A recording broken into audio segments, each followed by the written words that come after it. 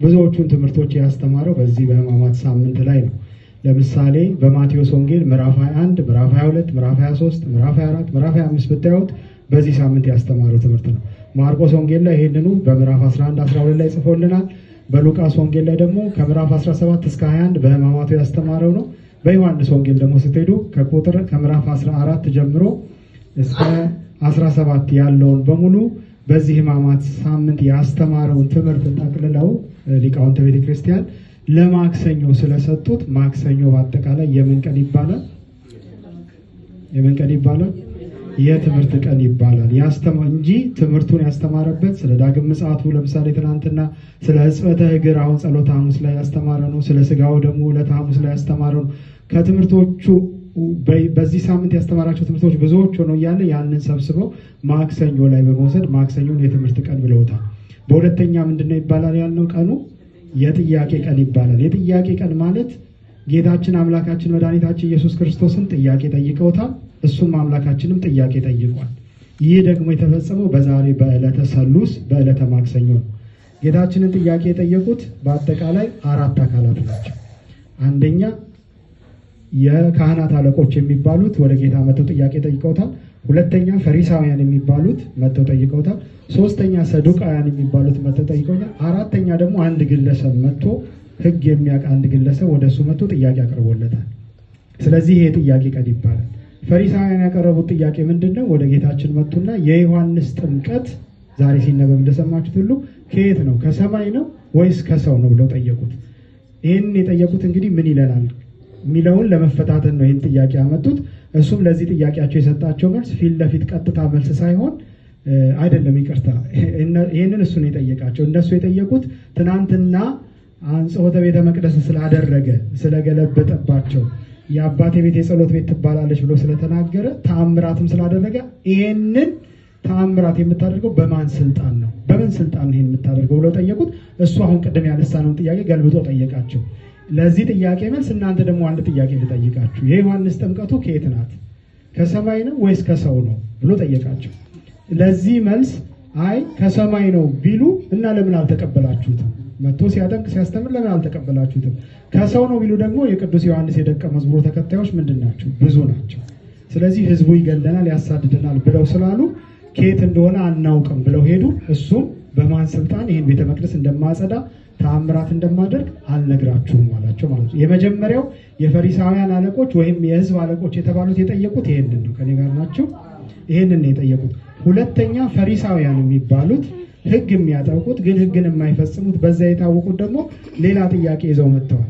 ምንድነው ይዘው የመጡት? መጡና ለቄሳር ግብር መክፈል ይቻላል የሚል ጥያቄ አቀረቡ ማለት ነው። ለቄሳር ቄሳር ማለት በሰዓቱ የነበረው አስተዳዳሪ ማለት ነው። እንግዲህ የከተማው ገበዝ ወይም እንግዲህ ፕሬዝዳንት በሉት እንግዲህ በምትፈልጉ ቋንቋ የነበረው ያንን የሚመራው ለሱ ግብር ይከፈል ነበርና ግብር መክፈል ይገባናል ብለው ጠየቁት።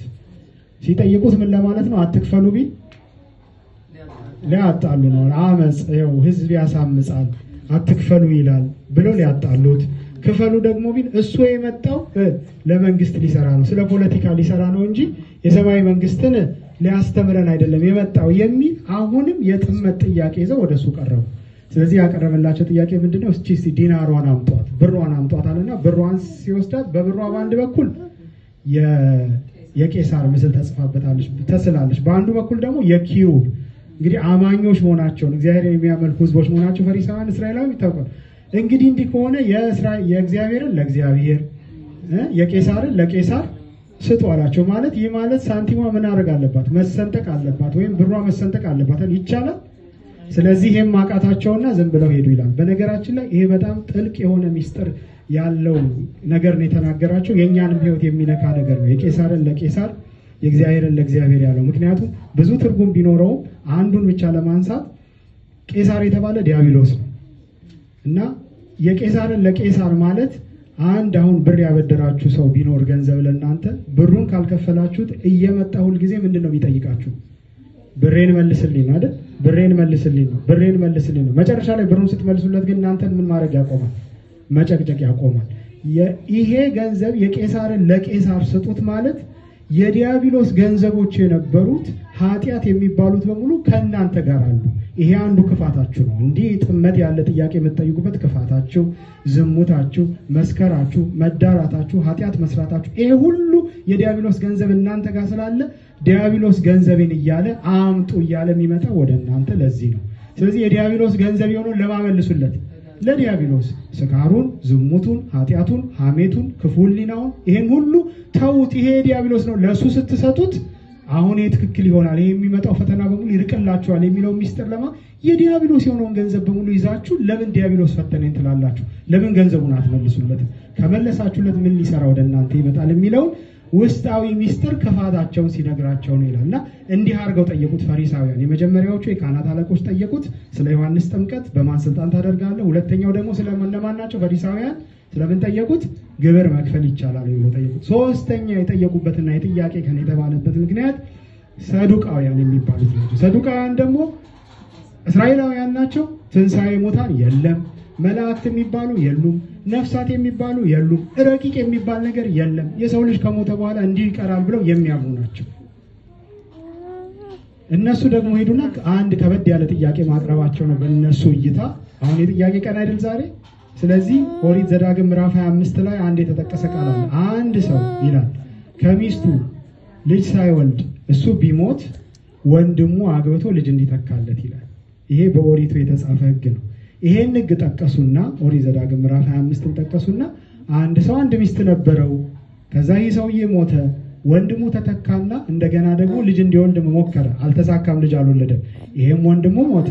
ሶስተኛ ወንድም ያችን ሚስት አገባት፣ ያችን ሴት አሁንም ሞተ። አራተኛ አገባ፣ አምስተኛ አገባ፣ ሁሉም ሞቱ። 7 ወንዶች አገቧት፣ 7ቱም ሳይወልዱ ሞቱ። እንግዲህ ትንሣኤ ሙታን አለ የምትሉ ከሆነ በመንግስተ ሰማያት እቺ ሴት የማን ትሆናለች? የ7ቱም ልትሆን ነው ብለው እንግዲህ መፈተናቸው ነው። ትንሣኤ ሙታን የለም ብለው ስለሚያምኑ ከባድ ቃል ማጥቀሳቸው ነው። እና እሱ ምን አለ? እናንተ መጽሐፍትንና የእግዚአብሔርን ቃል የማታውቁ በመንግስተ ሰማያት እኮ መጋባት፣ ማግባት፣ መብላት፣ መጠጣት የለም። እንደምን ትኖራላችሁ? እንደ ቅዱሳን መላእክት ትኖራላችሁ ብሎ ይህንን መልሶላቸዋል ማለት ነው። ይሄ እንግዲህ 3ቱ የእስራኤል አካላት ያቀረቡለት ጥያቄ ስለሆነ ይሄ የጥያቄ ቀን ተብሏል። በአራተኛ ደረጃ የመጨረሻ ጥያቄ ያቀረበለት አንዱ ሕግ አዋቂ የሚባለው በማቴዎስ ወንጌል ምዕራፍ 22 ላይ የተጠቀሰው ሰው ነው። ይሄ ግን የበጎ ጥያቄ ስለጠየቀ አምላካችን በጎ መልስ ፊት ለፊት መልሶለታል። እሱም ምንድነው? ጌታ ሆይ ከትእዛዛት ሁሉ የምትበልጠው ትእዛዝ ምንድናት ብሎ መጥቶ ጠየቀው። እሱም ከትእዛዛት ሁሉ የምትበልጠው የመጀመሪያይቱ ደገኛ ትእዛዝ እግዚአብሔር አምላክህን በፍጹም ነፍስህ፣ በፍጹም ኃይልህ፣ በፍጹም ሐሳብህ ውደድ የምትል ናት። ሁለተኛይቱም እንደ መጀመሪያይቱ ናት፣ ባልንጀራህን እንደ ራስህ አድርገህ ውደድ የምትል ናት ብሎ መልሶለታል። ለበጎ ስለመጣ ማለት ነው። ስለዚህ እነኛ 4 አካላት ይህን ጥያቄ ስላቀረቡለት የጥያቄ ቀን ተብሏል። እንዲሁም እሱም ጥያቄ አቅርቦላቸዋል። የመጀመሪያው ጥያቄ ቅድም የጠቀስነው በማን ስልጣን የዮሐንስ ጥምቀት ከየት ናት የሚል ነው። ሁለተኛው ደግሞ ክርስቶስን ማን ይሉታል ተብሎ ቅዱስ ጴጥሮስ አንተ እግዚአብሔር ይኸው የእግዚአብሔር ልጅ ነህ ብሎ የመለሰበት ሁለተኛው ጥያቄ ነው። ስለዚህ እነኚህ ጥያቄዎች የተነሱበት ቀን ይሄ ዕለተ ሰሉስ ስለሆነ ዛሬ የጥያቄ ቀን ይባላል። እኛ የምንማረውና የምንረዳው ምንድነው? እግዚአብሔር ቤተሰቦች ከዚህ በክፋት በተንኮል ሆነው ወደ አምላካችን መጥተው ጥያቄ ያቀረቡትን ሰዎች መልስ ሰጣቸው ይስ አልሰጣቸው? አልሰጣቸው። ለፈተና ሆኖ የሚመጣ ሰው ይላሉ አባቶቻችን፣ ለፈተና እንዲህ አለኝ ለማለት ለተንኮል ለማጋጨት ጥያቄ ይዞ ዲያብሎስን ገንዘብ አድርጎ የሚመጣን ሰው መልስ አንሰጠውም የሚሉት ለዚህ ነው። መልስ አይሰጠውም። ለምን? እንዲህ አለኝ እንዲህ ብሎኝ ነበር ለማለት ነው ጥያቄ የሚያመጣው። ክርስቲያኖች ከዚህ መማር አለብን። ክርስቶስ መመለስ አቅቶት አይደለም። በማን ኃይል ነው ታምራት የምታደርገው ሲሉት መግለጽ ይችላል። የቄሳርን ግብር መክፈል ይገባል አይገባም ብለው ሲጠይቁት መመለስ ይችላል አይችልም? ይችላል። ምን ይሳነዋል? ነገር ግን እንዲህ አለው። ስለዚህ ክርስቲያኖች እግዚአብሔር ይጠብቀኛል እኔ ብለን እኛ ከመጠንቀቅና አእምሯችን ከተሰጠን ከማሰብ ወደኋላ መቦዘን እንደሌለብን ነው። ማንም ሰው መጥቶ የሆነ ነገር ስለጠየቀን መልስ መስጠት ማለት ነው። ለምንድን ነው የተጠየቅኩት? ምንድን ነው ጥያቄው? ለድህነት ነው ወይ ለበጎ ነው ወይ ብለን የምንናገረውን እንድናስብ ነው። ሌላው ክርስቶስ እንዳልመለሰላቸው ሁሉ እኛም የምንጠይቀው ጥያቄ አምላካችንን በጸሎት የምንጠይቀው በስግደት የምንጠይቀው እንባችንን እያፈሰስን የምንጠይቀው ጥያቄ በውስጡ በእውነት ቅንነትና መልካምነት ከሌለ እግዚአብሔር ለፈሪሳውያን ለሰዱቃውያን ለካህናት አለቆች እንዳልመለስላቸው ጥያቄዎቹን የኛንም ጥያቄ እንደማይመልስልን አውቀን ልቦናችንን በቅንነት አድርገን የምንጠይቀው ጥያቄ ምንድነው የሚለውን አይተን በጎና ቅን የሆነውን ነገር እንጠይቅ ነው። ለምን እግዚአብሔር አይኖቹ ወደ ጻድቃን ናቸው፣ ቅንነት ፊቱን ታየዋለች የተባለው በቅንነት የሚጠይቁት እንደዚህ ሕግ መምህር አዋቂ የትኛይቱ ትእዛዝ የተሻለች ናት ተብሎ ትበልጣለች ብሎ ሲጠይቅ እግዚአብሔር አምላክን በፍጹም ኃይል በፍጹም ነፍስ ውደድ፣ ወንድምህን እንደራስህ አድርገህ ውደድ ብሎ እንደመለሰለት ለኛም ደግሞ የሚገባውን ለህይወታችን የሚያስፈልገውን የሱባኤ ጥያቄ እንዲመልስልን ጥያቄዎቻችን እንደ ፈሪሳውያን፣ እንደ ሰዱቃውያን፣ እንደ አይሁድ አለቆች፣ እንደ ህዝቡ አለቆች፣ እንደ ካህናቱ አለቆች ሳይሆን በንጽህና በቅድስና መሆኑን ልቦናችንን እንድንመረምር የሚያሳስበን ቀን ነው። ስለዚህ በሁለቱ ምክንያት ዛሬ ማክሰኞ የትምህርት ቀን፣ ሁለተኛ ደግሞ የጥያቄ ቀን ይባላል ማለት ነው። እግዚአብሔር አምላክ ደግሞ ለነገ በሰላም ያድርሰን። እንበለ ደዌ ወሕማም እንበለ ጻማ ወድካም ያብጽሐና ያብጽሕክሙ በፍስሐ ወሰላም። እግዚአብሔር ከሁላችን ጋር ይሁን።